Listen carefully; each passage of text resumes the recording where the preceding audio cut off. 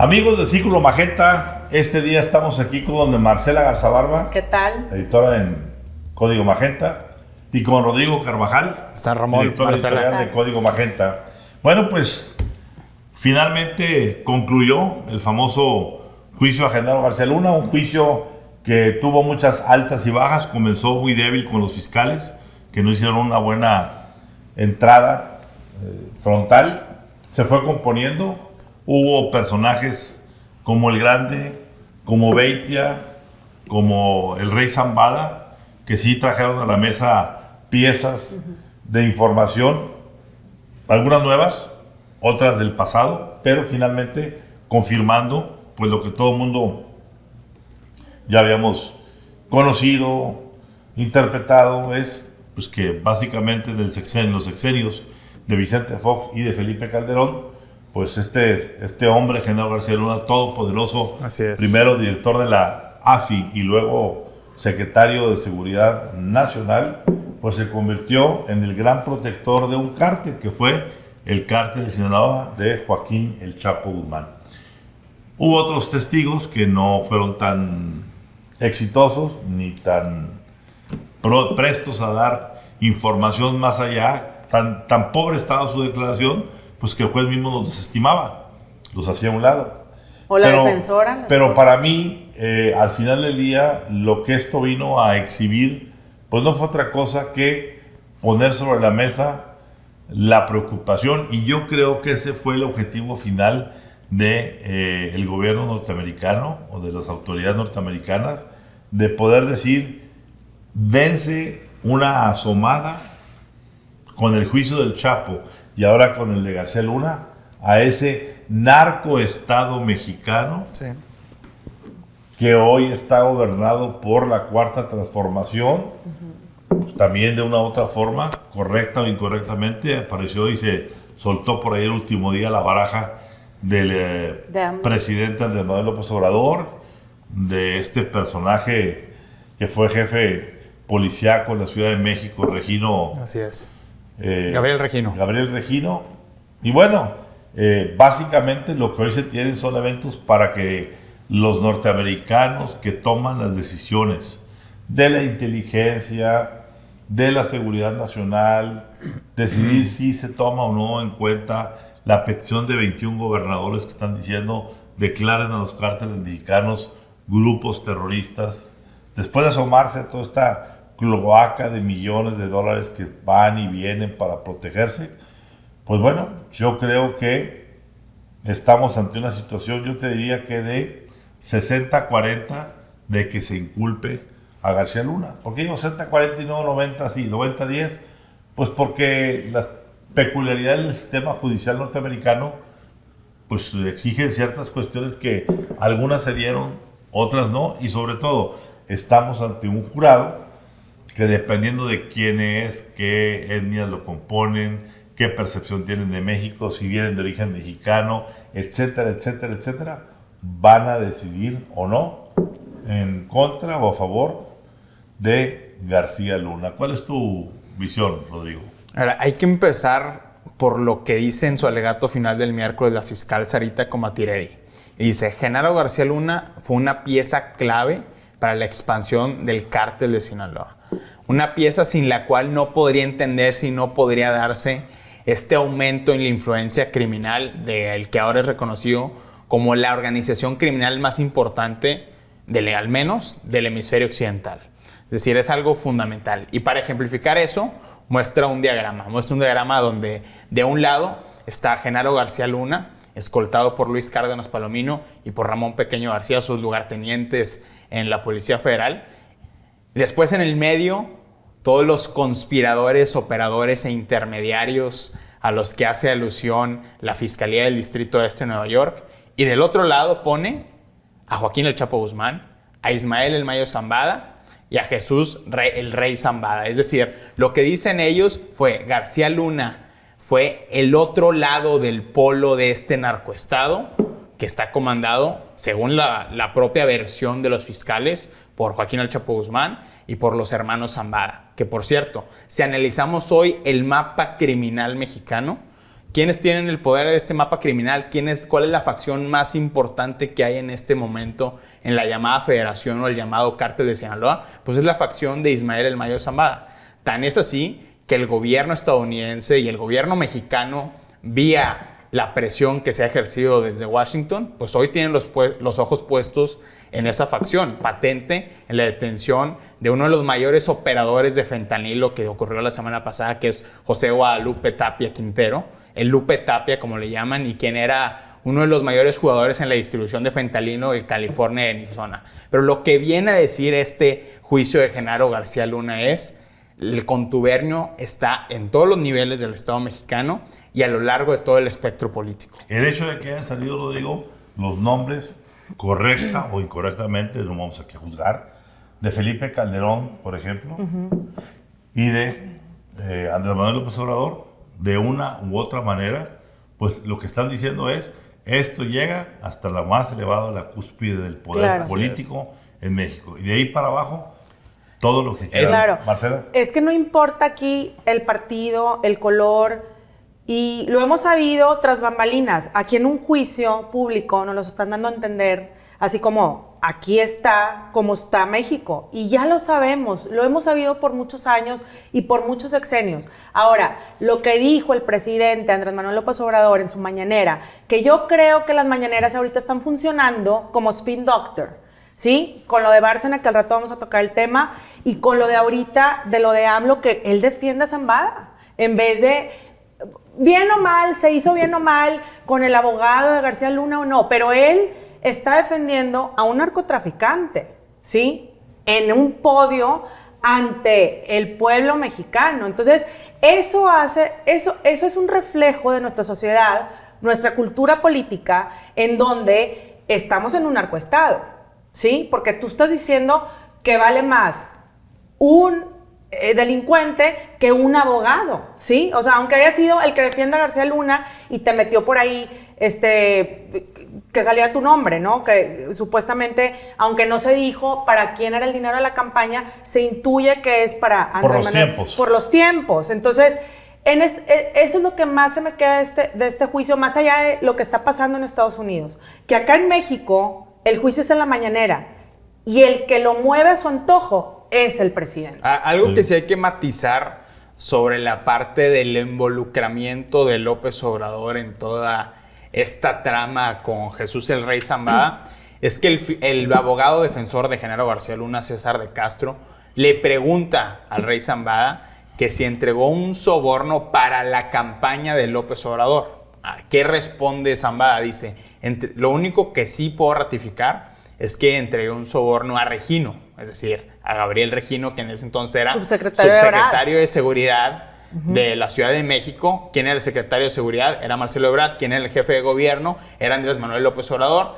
Y dice: era para la campaña, pero no se lo entregué directamente a Andrés Manuel López Obrador. Sí, la campaña podría haber sido una de López Obrador en el futuro, o la campaña también para Marcelo Ebrard, que después buscó la jefatura de gobierno del Distrito Federal, o para, o sea, hay varias posibilidades. Pero no importa para quién haya sido, o sea, al final es lo mismo. Y es poner de relieve este asunto de que hubo una declaración el sexenio pasado donde el entonces jefe de gobierno, Miguel Ángel Mancera, decía que en la capital no operaban los cárteles mexicanos. Bueno, ha quedado clarísimo antes, ahora con el juicio de García Luna, de que sí se operó, al menos en los sexenios de Felipe Calderón, en los sexenios de Andrés Manuel López Obrador y de Marcelo Ebrard, y después con el ataque que vimos a Omar García Harfuch en Paseo de la Reforma por una facción del cártel Jalisco Nueva Generación. Es decir, es un mito que en la capital mexicana no existe la operación de los cárteles. A ver, el hecho de que se haya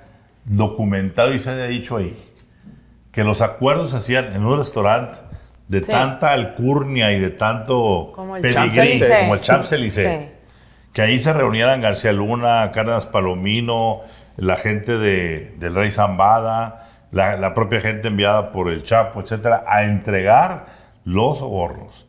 Un restaurante que está... Pues, a la vista de todo el mundo. No, déjate la vista, Marcela. Está a unos cuantos metros, 1,5 cuadras, 2 cuadras, de la embajada norteamericana en México. Es Así decir, es. aquí lo que te está diciendo es, en este país se mueven a sus anchas Sí, claro. los personajes que dominan el crimen organizado.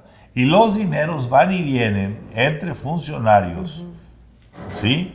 Y jefes policíacos para comprar la protección, el favor, para permitir que puedan ellos, los capos, poner, ya sea en Sinaloa o en el Sinaloa del Chapo, en Nayarit de Beitia, etcétera, etcétera, que puedan poner a los jefes policíacos para que les hagan los favores. Y el caso más emblemático para mí es el de Nayarit, donde Edgar Beitia, fiscal del gobernador Roberto Sandoval, pues era más poderoso que el gobernador.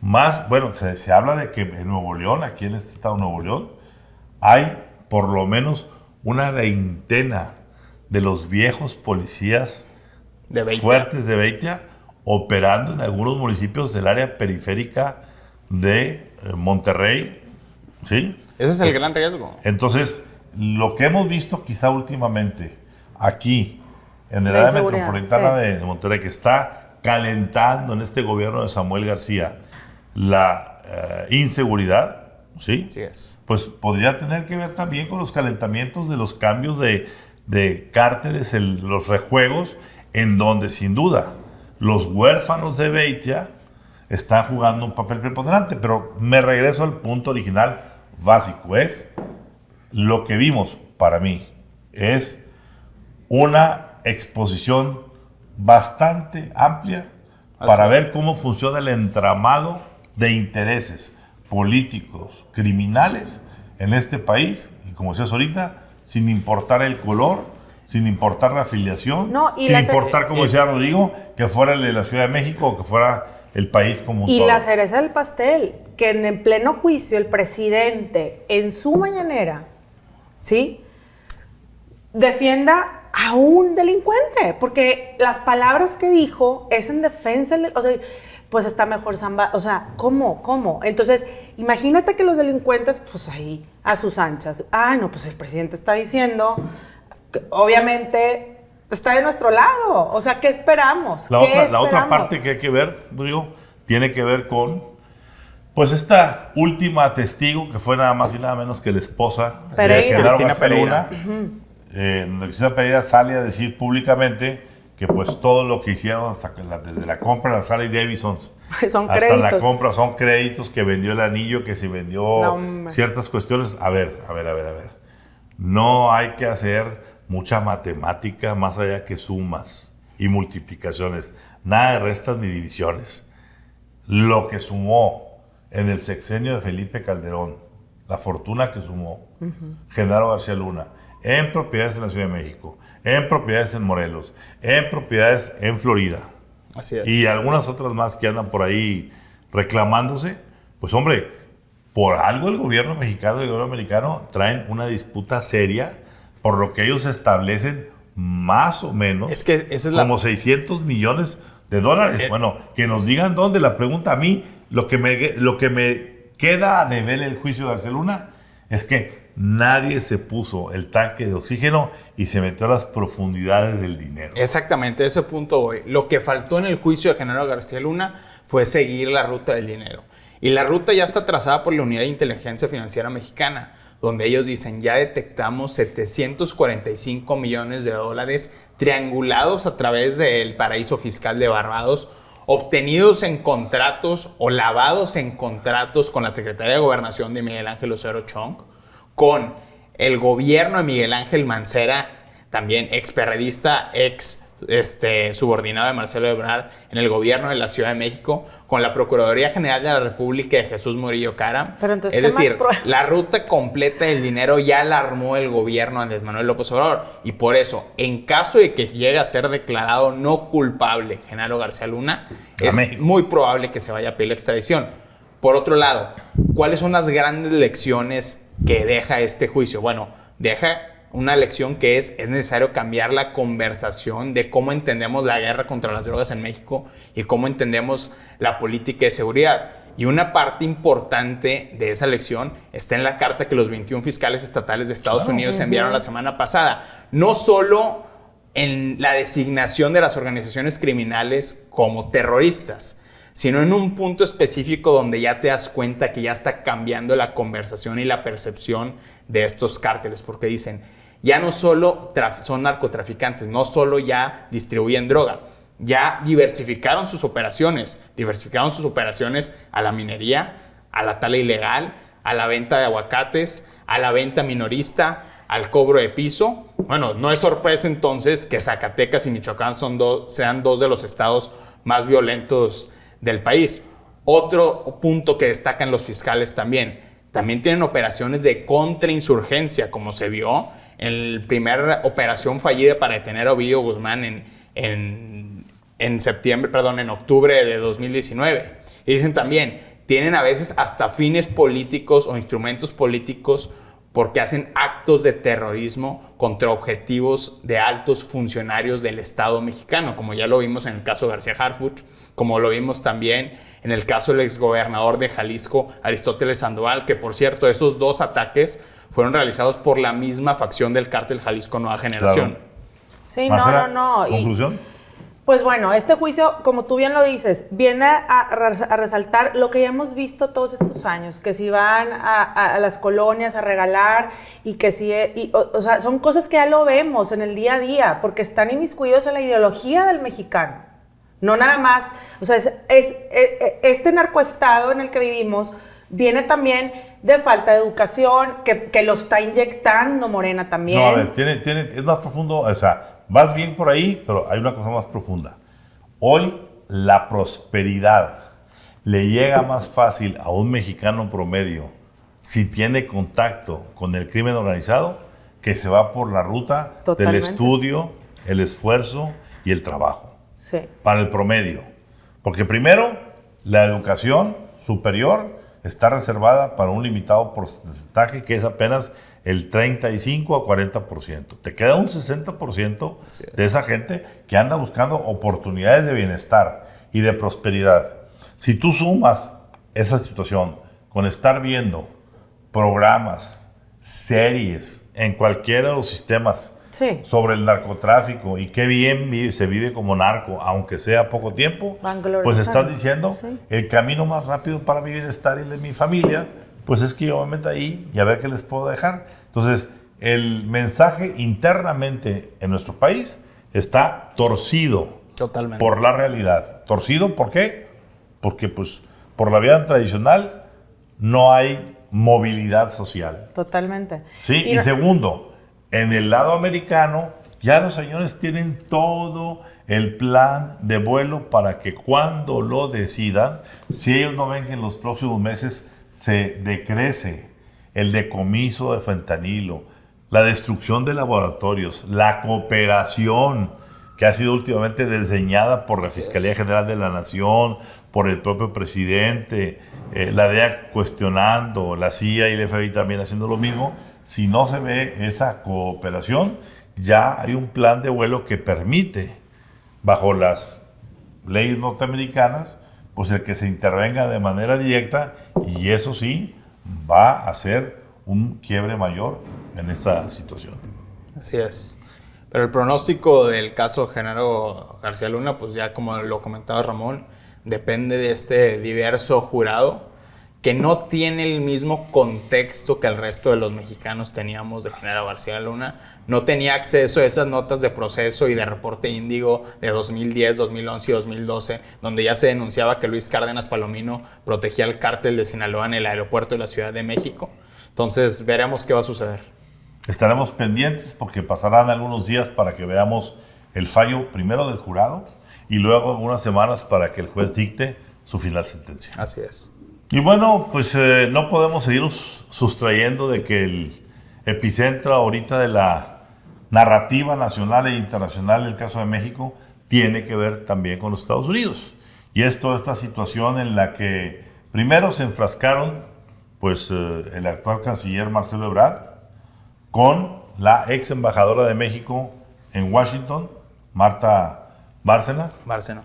Y pues con esta revelación de Mike Pompeo diciendo que en su tiempo como personaje clave en el gobierno de Donald Trump, pues él lo que hizo fue básicamente proponer el asunto de que México se convirtiera en el receptor de todos los deportados norteamericanos y básicamente Marcelo Ebrard había dicho, pues adelante está la autorización con una sola petición. Por favor, no se anuncie esto, que se quede tras bambalinas, no se comete nada, que no se convierta en un asunto mediático. Es decir, vamos a hacer el acuerdo en lo oscurito. Y bueno, esto hubiese quedado en un Pompeo dijo, Ebrard respondió y no hubiera pasado nada, a no ser porque Marta Bárcena apareciera en medio diciendo, yo soy testigo como embajadora que era en ese momento de México en Washington, que exactamente eso fue lo que se pidió y lo que Marcelo Ebrard y agregó otorgó. Y agregó algo Marta Bárcena. Si México no se convirtió en tercer país seguro, fue por una negociación que yo hice, no por una que hizo Marcelo Ebrard. Así es. Pero la pregunta aquí es, ¿quién es Marta Bárcena? Marta Bárcena... ¿Y por qué hasta ahorita? Bueno, porque estamos hablando de cosas del 2019. Lo más importante es quién es Marta Bárcena. Así es. Y es que es nada más y nada menos que un familiar directo consanguíneo de Beatriz Gutiérrez Müller. Así es, está casada con el tío de Beatriz Y Gutiérrez. que muchas cenas de políticos empresarios se dice que se hacían en su casa también, Bueno, que fueron muchos lobistas. Fue lobista. A ver, todo mundo en la campaña asumía que Marta Bárcena iba a ser la secretaria de Relaciones Exteriores. No se dio, quizá porque dijeron, alguien va a acusar nepotismo, injerencia de Le propusieron Pemex también en su momento. A ver, el asunto era las Relaciones Exteriores. No se le dio y se gestó un conflicto directo porque, pues, de una u otra manera, Marta Bárcena sentía que tenía comunicación directa con la casa presidencial. Así es. Y básicamente, pues, Marcelo Ebrard, pues, amanecía un día sí y otro también, pues, haciendo muinas, como dirían en el rancho, porque Marta Bárcena no le hacía caso y despachaba por su lado, hasta que finalmente, pues, logró que, pues, o ella o yo, y prácticamente el presidente, pues, decidió quedarse con Ebrard y reposicionó por algún otro lado a Marta Bárcena. Y ahora, como tú dices, Marcela, tiempo después aparece esta situación, ella apoyando lo dicho por Mike Pompeo, y esto llega incluso a la mañanera, en donde de una u otra manera el presidente le pone el cuadrilátero a Marcelo Ebrard para que él diga públicamente lo que tiene que decir contra Marcela, cuando lo correcto, lo justo, lo equitativo hubiese sido que los dos pasaran y cada quien dijera su versión, porque mientras Marcelo Ebrard decía en la mañana lo que tenía que decir, pues Marta Bárcena estaba refugiada en el noticiero de Ciro Gómez Leiva, dando su punto de vista. Sí. ¿Qué nos comentas de eso? Aquí lo que importa políticamente es lo que dice el referee de este conflicto, y el referee es el presidente Andrés Manuel López Obrador. Y él da su veredicto cuando dice, Marta Bárcena ya se pasó del lado de los conservadores. Es decir, yo estoy del lado de Marcelo Ebrard.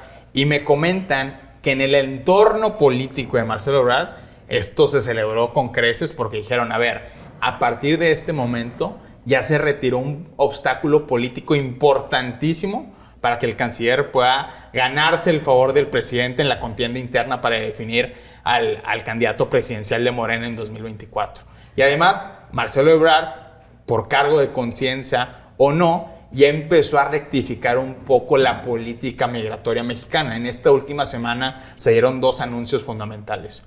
Uno, que se va a reformar el sistema de asilo, que en palabras de un alto funcionario mexicano ya no se va a permitir el abuso que había antes. Y otro es que por primera vez públicamente se rechaza la política conocida como Remain in Mexico, que es precisamente lo que comentaba Ramón, que los solicitantes de asilo en Estados Unidos tenían que esperar todo el proceso completo en territorio mexicano. Bueno, y aquí yo creo que lo importante es el doble juego, la doble moral de que nos están mostrando.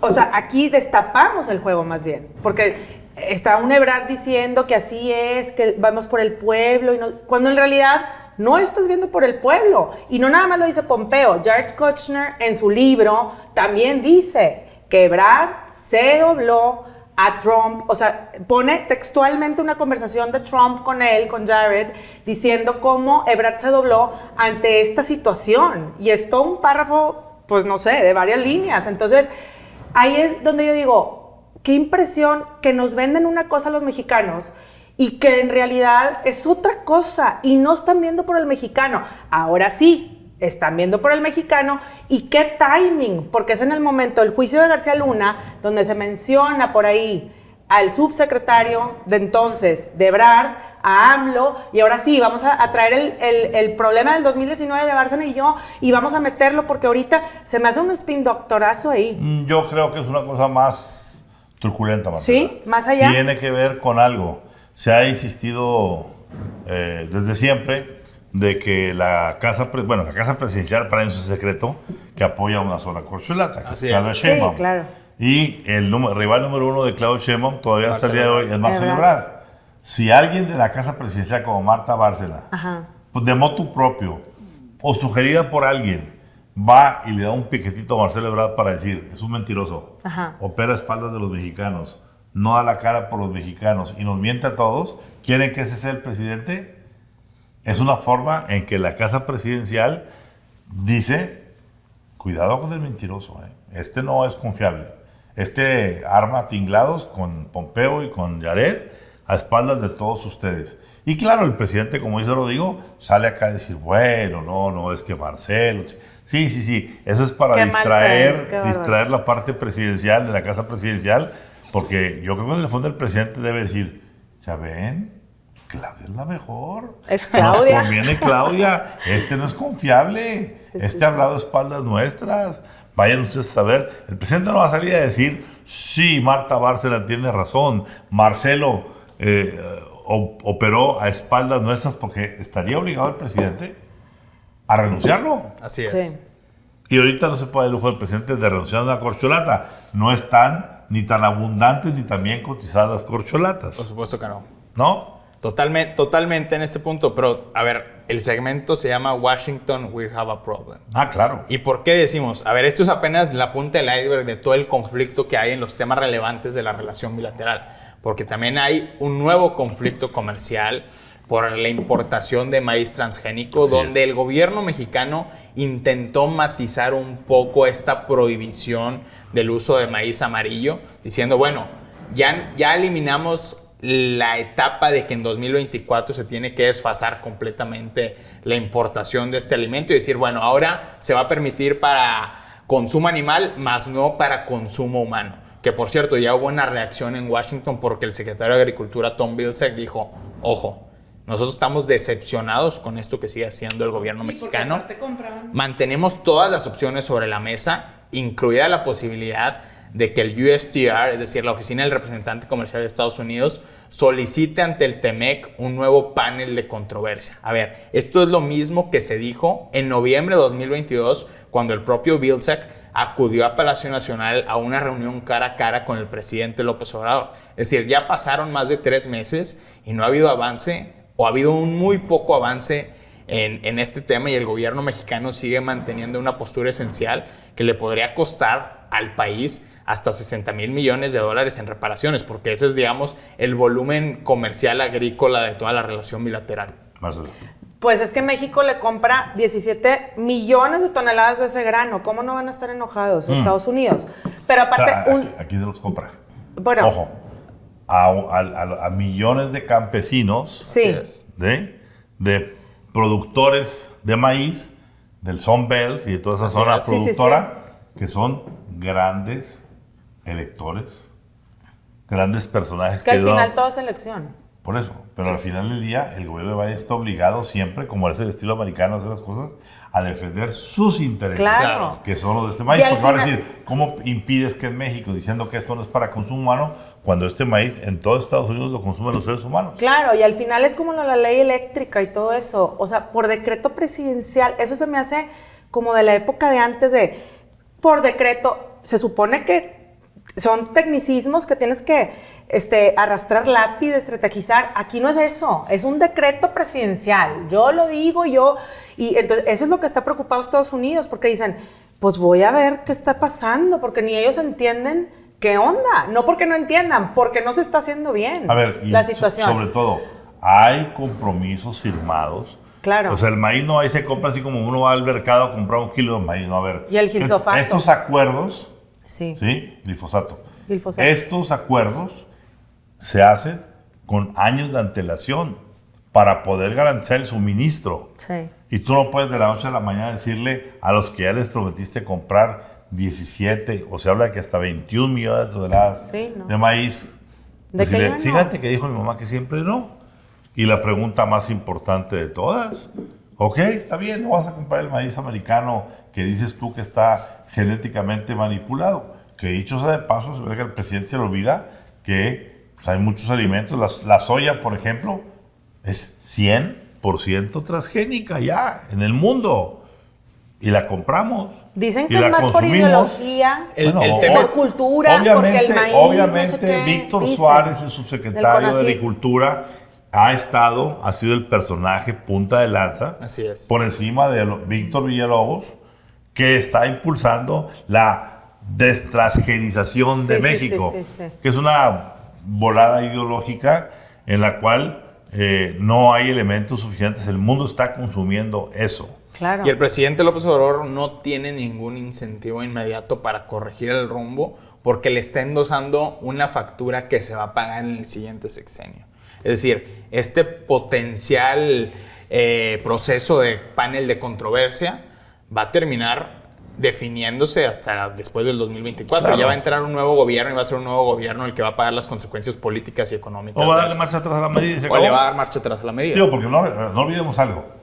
De la misma manera que perjudicaríamos nosotros a cientos de miles de productores de maíz en Estados Unidos al dejar de comprar, de la misma manera Estados Unidos puede dejar de comprar millones de toneladas de vegetales, de frutas. Las sanciones arancelarias las puede escoger el ganador del panel de controversia y esas decisiones se toman en función de las sensibilidades políticas. ¿Te duelen los aguacateros en Michoacán? Los tomateros. ¿Te duelen los tomateros en Sinaloa? Claro. ¿Te duelen los acereros en el norte? Claro. Es decir, ahí hay toda una baraja de posibilidades que le puede complicar la vida políticamente al presidente López Obrador, o más bien a quien venga después del presidente López Obrador. Como si fuera poco los jaloneos que tenemos en Estados Unidos, pues ya para cerrar la semana, pues estamos asistiendo ya a los últimos momentos para llegar a la decisión de la venta famosa de Banamex, en la que al final del día, pues al parecer solamente Germán Larrea quedó en la mesa sentado para ser el gran postor. Vamos a ver de cuántos más se compone el grupo, quienes más asisten a ese cónclave de inversionistas, porque pues de una u otra manera el grupo de la comunidad judía quedó marginado, si no es que lo vayan a incorporar. Y se ha hablado, pues obviamente, de que esta es una operación casi de Estado. Así es. Para poder ponerle un precio al asunto. ¿Qué nos dices aquí, Rodrigo? El Financial, ya hubo una queja de cómo se está llevando a cabo el proceso, porque el Financial Times publicó una nota esta semana haciendo alusión a altos funcionarios de Citi en Nueva York, diciendo, a ver, señores, ha habido una injerencia estatal del presidente Andrés Manuel López Obrador que ha incidido en una baja del precio de la operación. Si hubiéramos vendido antes, hubiéramos sacado el doble. Eso, digamos, es una declaración textual que se dice ahí en la nota del Financial Times. El presidente manoseó el proceso. El presidente manoseó el proceso, sacó a la mala Santander, sacó a la mala Banorte, solo dejó a Larrea y al grupo liderado por Daniel Becker, y en este momento Larrea tiene un convenio de exclusividad. ¿Qué está pidiendo Larrea? Que se quede un momento todavía Citi como accionista minoritario, teniendo el 15% de la participación, en lo que se completa todo el proceso de due diligence para saber si no hay pasivos ocultos, sobre todo pasivos legales que pueden estar vinculados al caso Oceanografía, porque todavía hay una demanda o un juicio pendiente de miles de millones en un tribunal de la Ciudad de México, promovido por Amado Yáñez, el exdirector de Oceanografía, que se calcula en 5.200 millones de dólares, que es lo que él está pidiendo como reparación. Y al momento, la decisión del juez, de ese juez de la Ciudad de México, es, hasta que no se resuelva esto, no hay permiso de vender o de traspasar acciones. Bueno, pues sean migrantes sea maíz transgénico, Sea Banamex. sea Bueno, yo, venta. dos temas rápidos que para mencionar, para agregar a este Washington We Have a no Problem. compliques las Mira, cosas, así lo están digo. las cosas. Oye, entonces está AMLO. Confundes a nuestro auditorio Bueno. con tanta información. A ver, estamos a pocos días de que se definan unas licitaciones más importantes para la seguridad nacional, no solo de México, sino de Estados Unidos, que es la renovación de todos los equipos de supervisión en las 21 aduanas que tiene ¿Cuánto México. vale ese contrato? A ver, hay ya dos grandes postores en la recta final. Uno es un postor americano, que es una compañía privada y está ofertando 13.500 millones de pesos.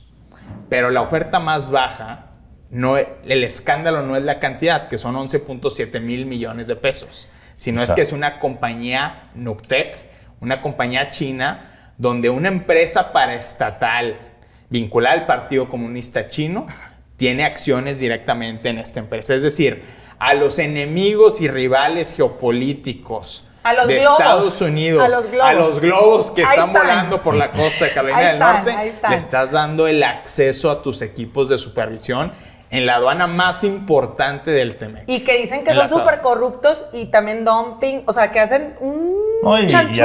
acuérdate lo que ha pasado este sexenio. La mayor parte de las obras, llama refinería de Dos Bocas, llama el aeropuerto Felipe Ángeles o llámalo el Tren Maya, Son compañías todos han chinas. salido, bueno, ha habido muchas compañías chinas, pero han salido con sobreprecios increíbles que nadie le pone un pero. Nadie le pone absolutamente Nadie un le pero. pone un pero. Entonces, ¿qué más da que mañana hoy digas que van por 11,000 millones en lugar de 13,000 de la americana? Si el pasado mañana van a decir que necesitaban una ampliación de 4, 5, 6,000 millones. La austeridad, ¿dónde para conviene? darle el último La tirón. ley de austeridad. Y ¿dónde es un está? problema tremendo porque ya la huella del capital chino en México, en momentos donde la tensión con Estados Unidos es creciente, pues es un tema del que hay que hablar. Hay que hablar del contrato de 7.5 mil millones de dólares del tramo 1 del Tren Maya. Hay que hablar de la licitación que se va a hacer del Tren México-Querétaro.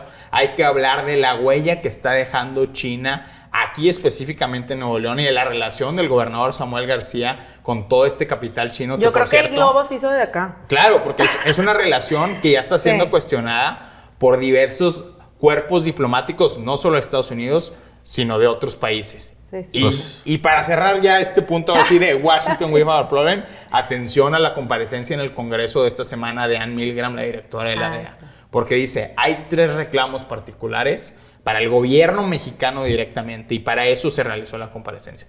Número 1, no están compartiendo información con nosotros de los decomisos de fentanilo o de precursores de fentanilo. Es decir, estamos completamente oscuras en un Imagínate. problema que le cuesta 100,000 muertes al año a Estados Unidos. Número 2, no hay operaciones conjuntas para acabar con laboratorios clandestinos. Y número 3, están insatisfechos con cómo se están llevando a cabo las extradiciones de objetivos criminales de alto perfil. ¿Qué significa esto? Son exactamente los mismos reclamos que se le hicieron a Alejandro Gertz Manero en Washington en octubre del 2021. Es decir, aquí tampoco ha habido absolutamente nada de avance. Pues cuidado con que la obra de teatro cambie de Washington, We Have a Problem, a cuidado con los hijos de la chinada. Tema obligado, pues el tema del gobernador de Nuevo León, Samuel García, quien básicamente pues ha conseguido un amparo contra este juicio político que le está promoviendo el Congreso local de Nuevo León. Un congreso que básicamente promueve este juicio en función a que el gobernador, pues primero no presentó en tiempo el presupuesto del 2023, que es básicamente una situación pues, de desacato fuerte a lo que se pide con las normas de la Constitución. Pero segundo y muy importante, se ha dedicado a frenar ya más de 65, 70 leyes, decretos y demás en su publicación en el periódico oficial de Nuevo León, con lo cual, pues, aunque el Congreso esté legislando y cambiando leyes, pues no puede entrar en vigor porque el gobernador está sentado arriba de la imprenta y eso, pues no genera nada correcto. Obviamente el gobernador, pues, por un lado, mediáticamente su narrativa es no le voy a dedicar ningún minuto al juicio político, pero en la realidad, pues sí le ha dedicado un suficiente tiempo su grupo jurídico y él mínimamente 2 minutos para firmar lo Así que le ha es. presentado para defenderse. Y esa defensa pues no se ha hecho del todo en Nuevo León, se ha hecho en Tamaulipas. Y se ha hecho en Tamaulipas pues utilizando algunos recursos que para algunos abogados son... Irregulares. Cuestionados. No, primero, para algunos abogados son válidos porque siempre se utilizan como recurso para poder lograr el amparo y dicen que es una aplicación magistral para poder lograr ese amparo y diferir el juicio político, pero para otros pues son una serie de falsedades, ¿verdad? Como el decir que el secretario de Gobernación quiere deportar al gobernador. Mi pregunta es, si lo quiere deportar es que es extranjero. Y aquí la pregunta Sí, no. ¿es extranjero o no es extranjero? Y la otra es que diga que está sometido a un tormento psicológico. Pues los ciudadanos también podríamos decir lo mismo. Estamos sometidos desde hace tiempo en este estado a un tormento psicológico ¿en qué quieres ver? ¿En el agua? ¿La falta de agua? En la ¿En la falta de inseguridad. transporte? Claro. La falta de transporte al usuario de la calle, porque en casa tenemos Tesla. Sí. ¿Sí? Sí. A la falta a la calidad Inseguridad. a la calidad del aire que Contaminación. respiramos y por supuesto lo que dice ahorita Marcela, la inseguridad que está rampante. En las últimas 2 semanas hemos tenido una cantidad impresionante de ejecuciones que pues están calentando el ambiente. ¿Tú qué opinas, Marcela, en ese sentido? Bueno, a mí principalmente me impresiona que estas cosas se hagan tan deshumanizadas, porque no es ser humano salir el mismo día que hubo una ejecución en tu estado de 40 balazos, yo las escuché porque vivo cerca, y que todos estábamos, se acordonó y no podías pasar por el lugar, y al mismo tiempo estaba subiendo en su Instagram y en su TikTok, etcétera, sus redes, un Insta Story y una historia en donde le estaban un Tesla a su esposa Mariana el día de San Valentín de 2.5 millones de pesos. Entonces, ahí es donde dices tú, a ver, ¿quién me está gobernando? Si yo, ciudadano, estoy viviendo, no puedo subirme al transporte, estoy escuchando balazos a 1 cuadra de mi casa, ¿sí? No tengo agua, la contaminación me tiene ronca. No, Y el metro es un desastre. ¿verdad? Entonces, pues yo también quiero un Tesla, todos queremos un Tesla. El gobernador no debe de hacer eso y nos pide, y todavía el día de hoy va a un evento Santa Catarina, donde fue la ejecución de ayer por la noche, a decir que se tenga paciencia para dar el anuncio de que que no lo vayan a ¿cómo se dice? A red flaguear porque no puedo decir el nombre de la compañía, pero pues es una de carros, pues es Tesla, ¿verdad? Pero en Santa Catarina, donde fue ejecutado la persona esta en cuestión con 40 balazos. Eso es el gobernador que nos está gobernando, esa es la persona. Eso es lo que me tiene a mí enojada. Lo digo. A ver, empezando por el tema del juicio político. Tan le está dedicando el gobernador Samuel García atención que Dante Delgado, el presidente nacional de Movimiento Ciudadano, hizo un evento nacional donde reunió a todos los militantes relevantes del país de ese partido para levantarle la mano a Samuel García y decir, estamos contigo en esta defensa que estás haciendo frente a los intereses de la vieja política del PRI y del PAN. Es decir, si hay un foco de alerta en Movimiento Ciudadano y el gobierno de Samuel García por este caso. Y número 2, los cuestionamientos que ha habido a las formas legales de este amparo. A ver, se promueve un amparo, número 1, en Tamaulipas. Número 2, no se publica debidamente en la página del Consejo de la Judicatura Federal. Número 3, el Congreso denuncia que ellos recibieron una versión diferente de la que se le dio al consejero jurídico de la Gubernatura de Nuevo León. Y número 3, insisten en el Congreso de Nuevo León que hubo una declaración de falsedades en la promoción de este amparo.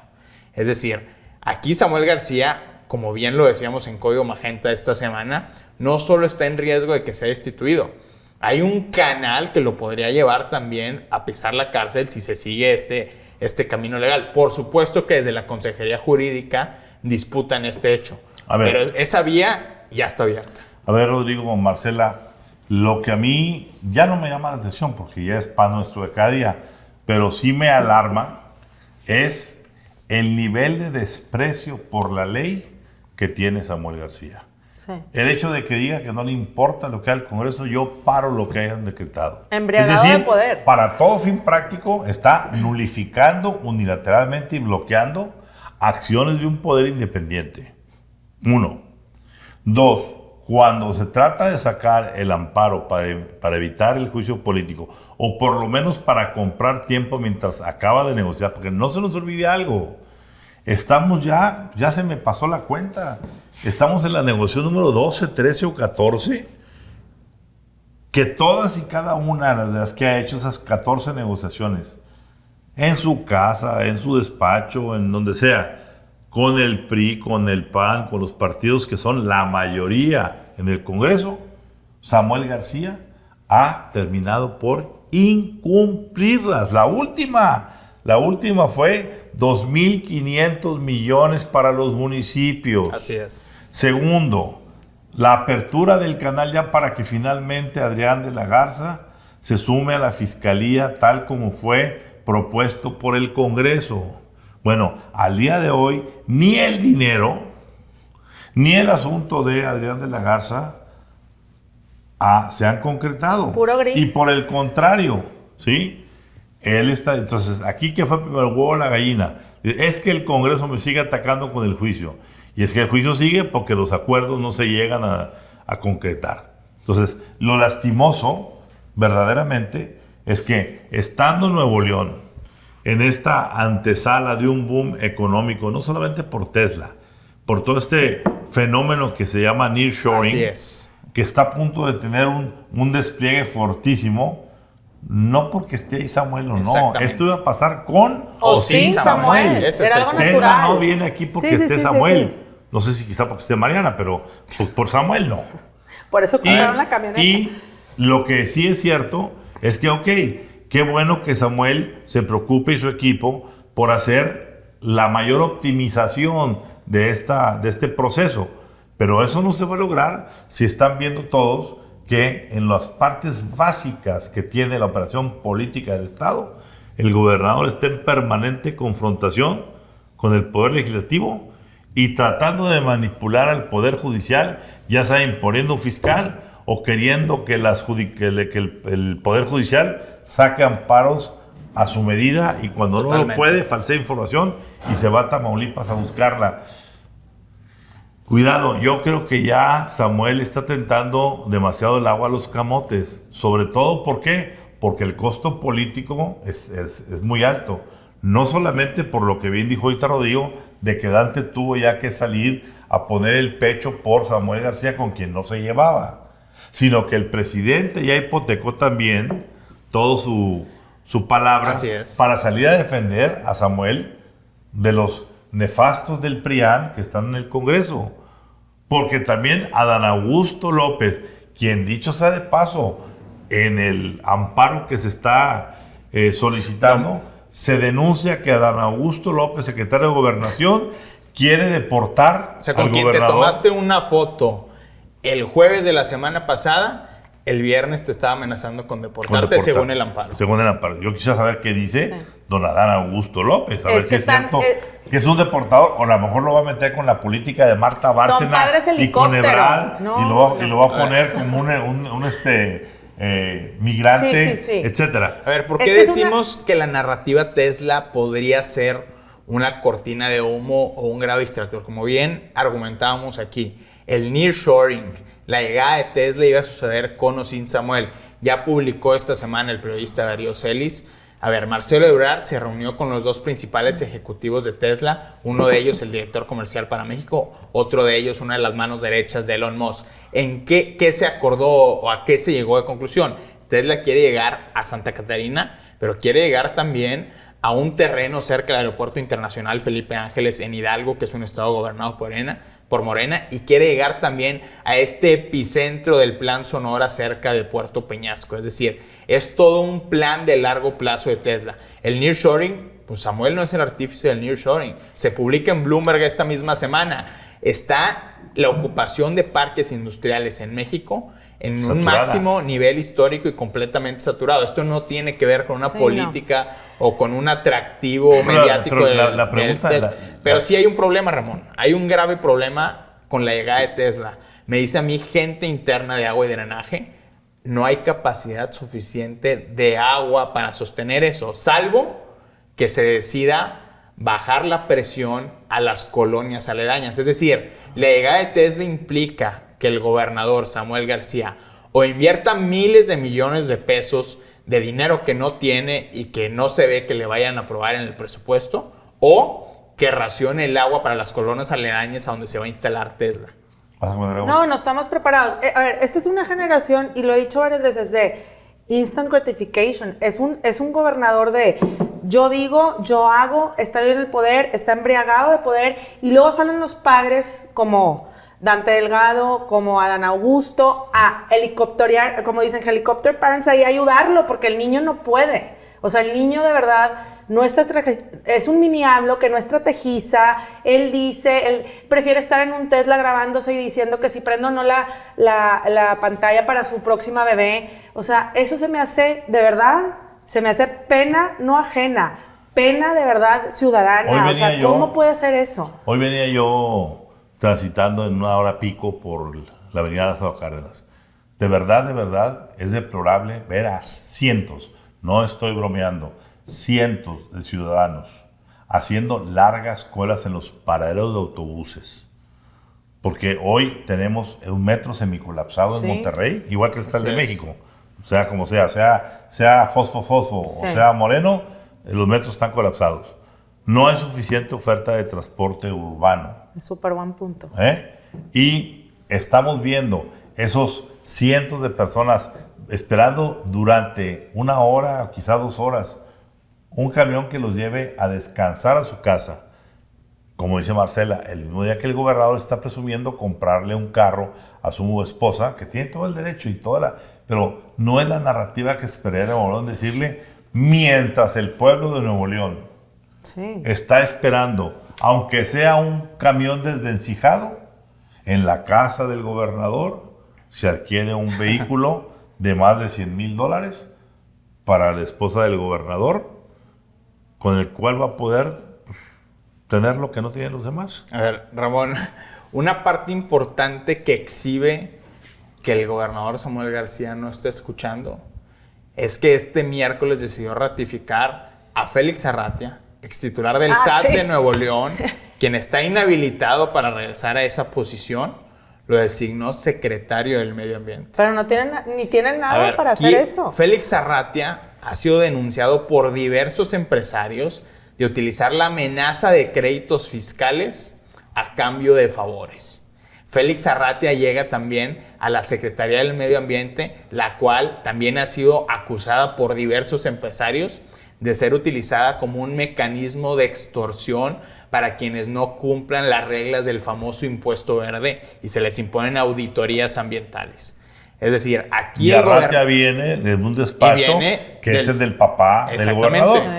Es, digamos, el funcionario favorito del gobernador Samuel García. El funcionario también más confrontado con la gente del PRI y el PAN en el Congreso. Y lo instala hoy Samuel García en un gesto de decir, aquí mando yo. Pues a ver si cambia la contaminación. No creo. A ver, a mí la parte que me sigue llamando la atención es en qué momento Dante Delgado dio el viraje y salió a poner el pecho por Samuel. ¿Será que está viendo que Samuel va a un despeñadero, no quiere ser parte, no quiere que se le acuse de que él no metió las manos? ¿Sí? ¿O será que realmente tiene miedo de que MC pierda esta gubernatura de Nuevo León, que es junto con el eje Jalisco, la fortaleza rumbo al 24? Pues no sabemos. Pues en su voz, si escuchas la voz, no el video, si escuchas la voz cuando sale a defender a Samuel, lo desconoces a Dante Delgado. Dices, hay algo en su voz que dices tú, no da. Pues bueno, mientras tanto, pues todas estas presuntas falsedades con las que inundó su petición de amparo Samuel García ya fueron denunciadas por diferentes instancias ante la Judicatura Nacional y vamos a ver de qué alcance tiene todo esto, pero pues, lo que es un hecho es que pues cada semana, perdónenos querido auditorio, pero no es que seamos neoleoneses ni que estemos poniendo la lupa encima de un gobernador. Pero sí. Simplemente este gobernador, de una forma u otra, sea por el agua, por la inseguridad, por el transporte, por la contaminación y ahora por toda esta cuestión del jaloneo judicial, Así es. pues está en la nota del día con día, no solamente en este foro de Círculo Magenta, sino en las mañaneras, Sí. en los foros de los partidos políticos. Y bueno, habrá mucho que comentar en los próximos días.